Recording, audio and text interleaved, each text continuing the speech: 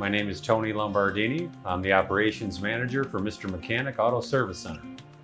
Mr. Mechanic Auto Service Center has been serving Southeast Michigan since 1985. Well, I started working on cars when I was about 12 or 13 years old. Worked on cars through high school shop classes. Went to college, worked in garages during that time period as a mechanic as well. Graduated college, went to work for a few dealerships, then went on to Kmart Corporation. I ran garages for Kmart Corporation and then decided it was time for a change. And here I am at Mr. Mechanic.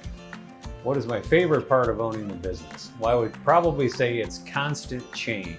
Cars change, the environment changes, how cars are repaired change. It's always something unique and always something different.